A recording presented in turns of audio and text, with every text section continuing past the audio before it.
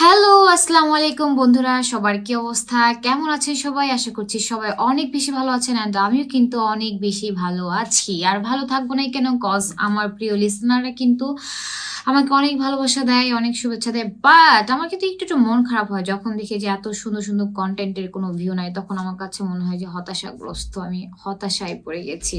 So আমারও কিন্তু আপনাদের মতো হতাশা ফিল হয়, ডিপ্রেসড ফিল আচ্ছা ডিপ্রেসড এর মানেই তো মনে হয় হতাশা। ওকে, যাই হোক। সো সবাই কেমন আছেন আমাকে কিন্তু কমেন্টস করে জানান। আর আপনারা কিন্তু শুনছেন আমাকে সানিয়া আজমাকে।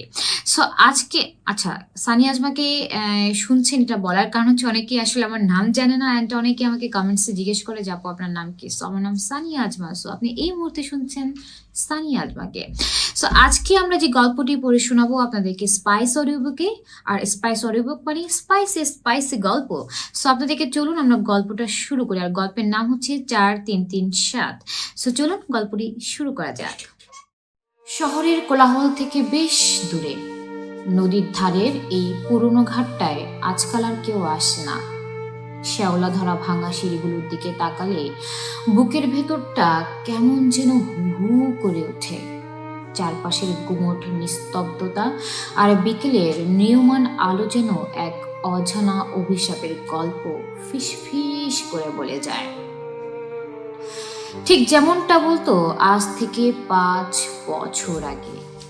নদীর উপারের কালো মেঘগুলো যেন ঠিক আমারই বুকের ভেতর জমে থাকা জমাট বাঁধা কষ্টগুলোর প্রতিচ্ছবি। বাতাসের শো শো শব্দে কান পাতলে আজও আমি স্পষ্ট শুনতে পাই নীলার সে চাপা কান্নার আওয়াজ, যা আমার জীবনের সবচেয়ে বড় ভুলের, সবচেয়ে বড় ব্যর্থতার মাসুল হয়ে আমাকে তাড়া করে ফেলে। নীলা, মেয়েটার নামের মতোই তার চোখের মণি। তার চোখের মণি দুটি ছিল গভীর নীলাভ, যেন এক অতল সমুদ্র। ওর হাসিতে কোনো শব্দ ছিল না, কিন্তু চোখের তারায় যে অদ্ভুত মায়া খেলা করত তা যে কোনো পাষণ্ড হৃদয়কেও গলিয়ে দিতে বাধ্য। আমাদের গল্পের শুরুটা হয়েছিল এই মফস্বল শহরেরই এক পড়ন্ত বিকেলে। তখন সবেমাত্র বর্ষা নেমেছে। টানা ৩ দিনের বৃষ্টিতে চারপাশ স্যাঁতস্যাঁতে ভারী একটা অদ্ভুত গন্ধ বাতাসে ভাসছে। আমি তখন কলেজের গণ্ডি পেরিয়ে বিশ্ববিদ্যালয়ের স্বপ্ন দেখছি, আর নীলা সদ্য কলেজে পা দিয়েছে। আমাদের পরিচয়টা কোনো রূপকথার মতো ছিল না, খুব সাধারণ, খুব সাদামাটা। লাইব্রেরির পুরনো বইয়ের তাকে সমরেশ মজুমদারের ৭ খান খুঁজতে গিয়ে দুজনের হাত এক হয়ে যাওয়া, তারপর এক পলকে সেই দৃষ্টি বিনিময়। নীলার সেই ভীত হরিণীর মতো চাউনি আজও আমার চোখের সামনে ভাসলে বুকের বাপাসটা চিনচিন করে ওঠে। প্রথম প্রথম শুধু চোখাচোখি, তারপর একটু আধটু কথা, আর তারপর কখন যে আমরা একে অপরের জীবনের অবিচ্ছেদ্য অংশ হয়ে গেলাম তা আমরা নিজেরাও বুঝতে পারিনি। আমাদের ভালোবাসাটা শহরের নিয়ন আলোর মতো কৃত্রিম ছিল না, ছিল এই নদীর ধারে বুনো ঘাসের মতো শেকড় গজানো এক আদিম টান। আমরা ঘন্টার পর ঘন্টা এই ভাঙা ঘাটের সিঁড়িতে বসে থাকতাম। নীলা ওর পরিবারের গল্প বলতো। ওর বাবা ছিলেন ভীষণ রাশভারী মানুষ, পুরনো আমলের জমিদারদের মতো তার মেজাজ। অভাব না থাকলেও পরিবার ছিল এক দম বন্ধ করার শাসন। নীলা যেন সেই সোনার খাঁচায় বন্দি এক ডানা ঝাপটানো পাখি, যে আমার মাঝে খুঁজে পেয়েছিল তার মুক্তির আকাশ। জানে নয়ন, আমার না মাঝে মাঝে মনে হয় সব ছেড়ে ছুড়ে এই নদীটার মতো বহুদূরে কোথাও হারিয়ে যায়। একদিন আমার কাঁধে মাথা রেখে খুব ধীর গলায় বলেছিল নীলা। আমি ওর হাতটা শক্ত করে ধরে বলেছিলাম, যেখানেই যাও আমাকে তোমার ছায়ায় রেখো নীলা। তোমাকে ছাড়া আমার এই অস্তিত্বের কোনো মানে নেই। কিন্তু নিয়তির হয়তো অলক্ষ্য বসে আমাদের এই নিষ্পাপ ভালোবাসার উপর এক অদৃশ্য অভিশাপের জাল বুনছিল। বাস্তবতা যে কত রুক্ষ এবং নির্মম হতে পারে তা আমরা তখনও বুঝিনি। আমরা ভেবেছিলাম ভালোবাসা দিয়ে পৃথিবীর সব দেয়াল ভেঙে ফেলা যাবে, কিন্তু সমাজের তৈরি করা অদৃশ্য দেয়ালগুলো যে কংক্রিটের চেয়েও শক্ত তা বুঝতে আমাদের বড্ড দেরি হয়ে গিয়েছিল। নীলার পরিবার যখন আমাদের সম্পর্কের কথা জানতে পারলো, তখন যেন আমাদের উপর এক প্রলয় নেমে এলো। ওর বাবার সেই রাগী রক্ত চক্ষু আজও আমার স্বপ্নে হানা দেয়। নীলাকে বাড়ি থেকে বের হওয়া একেবারে বন্ধ করে দেওয়া হলো। ওর মোবাইল ফোন কেড়ে নেওয়া হলো। দিনের পর দিন ওর কোনো খোঁজ না পেয়ে আমি পাগলের মতো হয়ে গিয়েছিলাম। রাতের পর রাত আমি ওদের বাড়ির সামনের গলিতে অন্ধকারে দাঁড়িয়ে থাকতাম। যদি একবার, শুধু একবার ওর ঘরের জানালার পর্দাটা সরে, কিন্তু সেই গুমট অন্ধকারে শুধু একটা চাপা হাহাকার ছাড়া আর কিছুই শুনতে পেতাম না। প্রায় 1 মাস পর এক কালবৈশাখী ঝড়ের রাতে নীলার একটা চিঠি পেলাম। ওর ছোট ভাই লুকিয়ে এসে আমাকে দিয়ে গিয়েছিল। চিঠির লেখাগুলো জায়গায় জায়গায় ভিজে লেপ্টে ছিল, হয়তো বৃষ্টির জলে, নয়তো চোখের জলে। অয়ন, আমার হয়তো আর তোমার ওই খোলা আকাশের পাখি হওয়া হলো না। বাবা আমার বিয়ে ঠিক করেছেন। ছেলের বাবার বন্ধুর ছেলে, শহরের বড় ব্যবসায়ী। আমি অনেক কেঁদেছি, বাবার পায়ে পড়েছি, কিন্তু বাবা বলেছেন আমি যদি এই বিয়ে না করি তবে তিনি বিষ খেয়ে আত্মহত্যা করবেন। আমি আমার বাবার মৃত্যুর কারণ হতে পারবো না। অয়ন, আমাকে তুমি ক্ষমা করে দিও। পারলে ভুলে যেও এই অভাগিনীকে। আমাদের এই না পাওয়া ভালোবাসার অভিশাপ যেন তোমার জীবনকে নষ্ট না করে তোলে। ভালো থেকো। চিঠিটা পড়ার পর আমার মনে হলো চারপাশের পৃথিবীটা যেন হঠাৎ করে থমকে গেছে। মেঘের গর্জনের চেয়েও আমার বুকের ভেতরের আর্তনাদটা অনেক বেশি ভয়ার্ত ছিল। আমি ছুটে গিয়েছিলাম ওদের বাড়িতে। বৃষ্টির মধ্যে ঘন্টার পর ঘন্টা ওদের গেটের সামনে দাঁড়িয়েছিলাম, কিন্তু কেউ দরজা খোলেনি। শুধু দোতলার বারান্দায় একবার একটা ছায়া এসে দাঁড়িয়েছিল। আমি জানি সেটা নীলা ছিল। অন্ধকারের মধ্যেও আমি ওর চোখে সে বোবা কান্না দেখতে পেয়েছিলাম। ও আমাকে চলে যেতে ইশারা করেছিল। সেদিন সেই কাল বৈশাখীর রাতে আমি বুঝতে পেরেছিলাম কিছু ভুল, কিছু অক্ষমতার মাসুল আমাদের সারা জীবন ধার দিতে হয়। আমি প্রতিবাদ করতে পারিনি, আমি ওকে জোর করে নিয়ে আসতে পারিনি। এই কাপুরুষতার দায় আমাকে আজীবন বয়ে বেড়াতে হবে। নীলার বিয়ে দিনটা ছিল আমার জীবনের সবচেয়ে অন্ধকার দিন। চারদিকে রোশনাই, সানাইয়ের সুর, আর আমার বুকের ভেতরটা তখন শ্মশানের মতো জ্বলছে। আমি দূর থেকে দেখছিলাম লাল টুকটুকে বেনারসি পরে নীলাকে গাড়িতে উঠতে। ওর মুখটা ফ্যাকাশে, চোখের নিচে কালি। ও একবারও ঘুরিয়ে তাকায়নি। হয়তো তাকালে ওর বুকের ভেতর আটকে রাখা কান্নার বাঁধ ভেঙে পড়তো। বিয়ে হয়ে যাওয়ার পর নীলা শহর ছেড়ে চলে যায়। আমি পড়ে থাকি আমার এই ভাঙা শহরে, ভাঙা স্বপ্ন আর এক বুক শূন্যতা নিয়ে। ভেবেছিলাম সময়ের সাথে সাথে সব ঠিক হয়ে যাবে। হয়তো নীলা ওর নতুন জীবন, নতুন সংসারে নিজেকে মানিয়ে নেবে। হয়তো একদিন আমি অভিশপ্ত স্মৃতির জাল ছিঁড়ে বের হতে পারবো। কিন্তু নিয়তির খেলা তখনও শেষ হয়নি। আসল নির্মমতা, আসল হাহাকার তো তখনও বাকি ছিল। নীলা চলে যাওয়ার পর শহরের ক্যালেন্ডারের পাতা উল্টেছে, ঋতু বদলেছে, কিন্তু আমার জীবনের সময়টা যেন ওই কালবৈশাখীর রাতেই থমকে দাঁড়িয়েছিল। বেঁচে থাকার তাগিদে কিংবা নিছক যান্ত্রিক নিয়মে আমি পড়াশোনা শেষ করলাম। একটা মাঝারি গোছের চাকরিও জুটিয়ে নিলাম এই ঢাকা শহরের ইট পাথরের খাঁচায়। দিনের বেলায় কাজের চাপে হয়তো নিজেকে ভুলিয়ে রাখতাম, কিন্তু দিন শেষে যখন আমার ছোট্ট অন্ধকার ঘরে ফিরে আসতাম, তখন এক অদ্ভুত শূন্যতা আমাকে গ্রাস করত। দেয়ালের প্রতিটি কোণ থেকে যেন নীলার স্মৃতিরা ফিস ফিস করে আমার সাথে কথা বলতো। আমি বুঝতে পারছিলাম নীলাকে নিজের করে না পাওয়ার যে কাপুরুষতা আমি দেখিয়েছিলাম, তা এক অভিশাপ হয়ে আমার প্রতিটি নিঃশ্বাসকে বিষাক্ত করে তুলছে। এভাবেই কেটে গিয়েছিল দীর্ঘ 3টি বছর। আমি জানতাম না নীলা কেমন আছে, কোথায় আছে। শুধু এটুকু ভেবে নিজেকে সান্ত্বনা দিতাম, হয়তো বড়লোকের বিলাসবহুল সংসারে ও ভালোই আছে। হয়তো ওর সেই হরিণের মতো চোখ দুটোতে এখন আর কোনো জল জমে থাকে না। কিন্তু কিন্তু নিয়তির চিত্রনাট্য যে কতটা বিভীষিকাময় হতে পারে তা আমার কল্পনার অতীত ছিল। দিনটা ছিল নভেম্বরের মাঝামাঝি। শীতের একটা কনকনে আমেজ কেবল শুরু হয়েছে। অফিস থেকে ফিরে সবে মাত্র 1 কাপ কফি নিয়ে বসেছি। এমন সময় আমার ফোনে একটা অচেনা নম্বর থেকে কল এলো।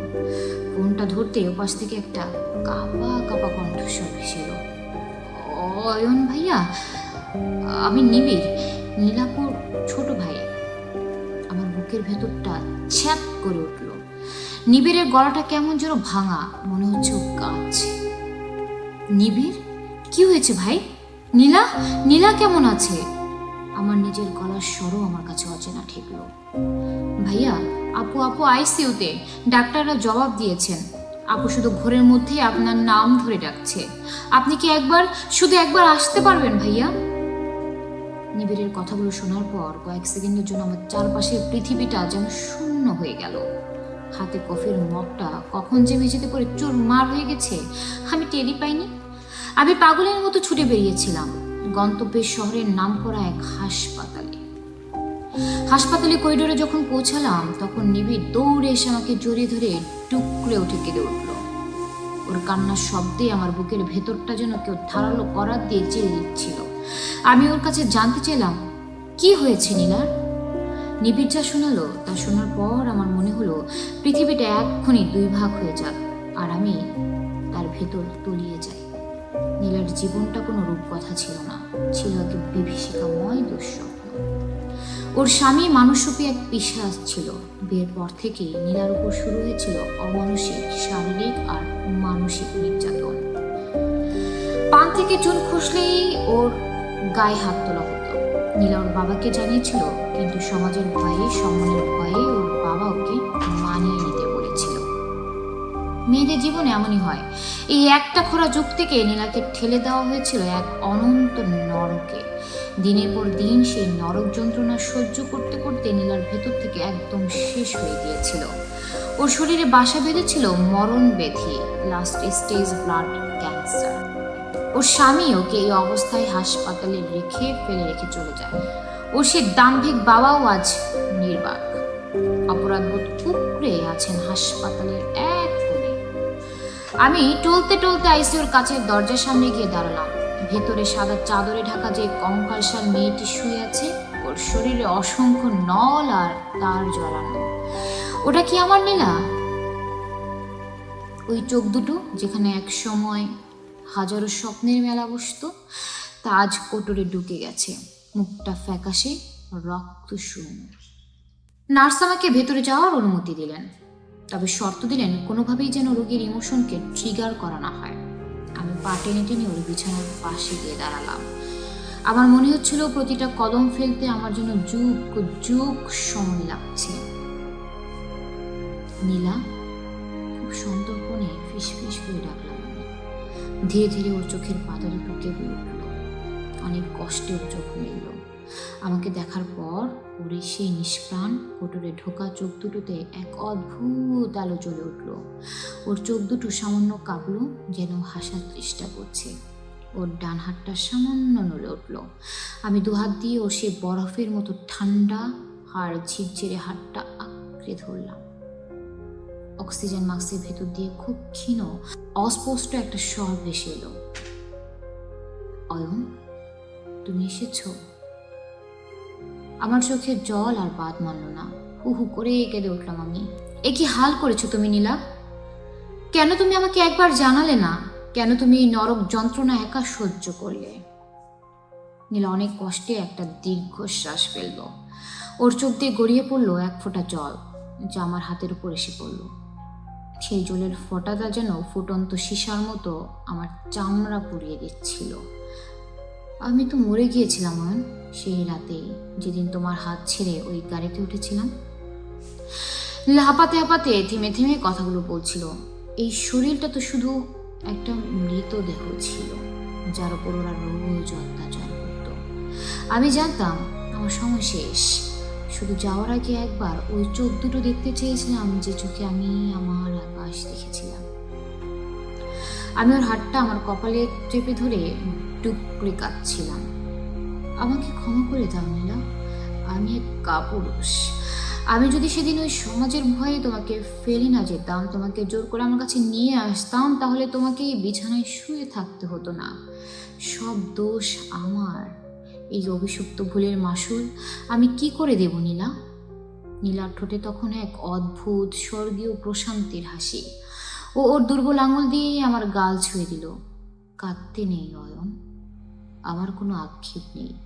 আমি জানি তুমি আমাকে কতটা ভালোবাসতে। আমার খুব কষ্ট হচ্ছে অয়ন, খুব ঘুম পাচ্ছে। আমাকে একটু তোমার বুকে ঘুমাতে দিবে? আমি কিছু না ভেবেই ওর মাথাটা আলতো করে তুলে আমার বুকের কাছে নিলাম। ওর সেই চেনা চুলের গন্ধ আজ ওষুধের করা গন্ধে ঢাকা পড়ে আছে। অয়ন, ওর গলাটা ক্রমশ জড়িয়ে আসছিল। হ্যাঁ নীলা, আমি আছি, আমি কোথাও যাব না। তুমি ভালো থেকো আমার জন্য, ওই নদীর ঘাটে আর কখনো। কথাটা শেষ করতে পারল না। হঠাৎ করে ওর শরীরটা একটা ঝাঁকুনি দিয়ে উঠল, তারপর সব শান্ত। ওর হাতটা আমার বুক থেকে খসে পড়ল বিছানায়।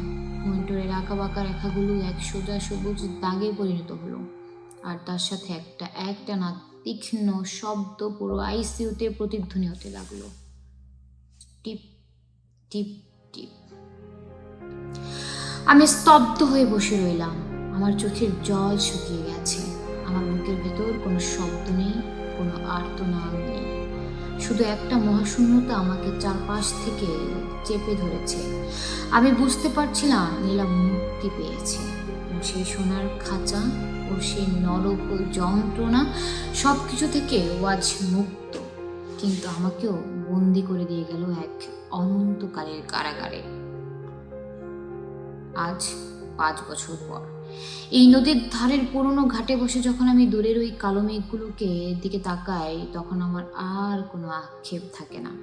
আমি জানি আমি বেঁচে আছি শুধু একটা জীবন্ত লাশ হয়ে। সমাজ, সম্মান আর পরিবারের দোহাই দিয়ে ভালোবাসাকে বলিদান দেওয়ার যে কাপুরুষতা আমি দেখিয়েছিলাম, তা কোনো সাধারণ ভুল ছিল না, ওটা ছিল এক জঘন্য অপরাধ।